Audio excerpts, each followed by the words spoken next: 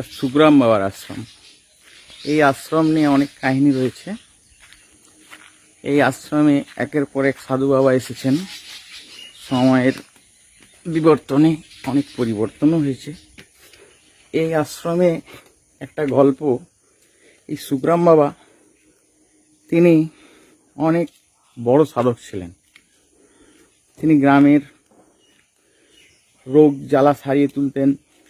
তখনকার দিনে যে কলেরা, মড়ক ইত্যাদি হতো, তার একটা নাম ডাক ছিল।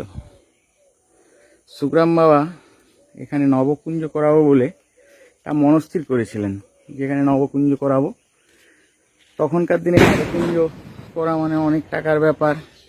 গরিব মানুষ, এটা গরিব জায়গা, রুক্ষ অঞ্চল পুরুলিয়া।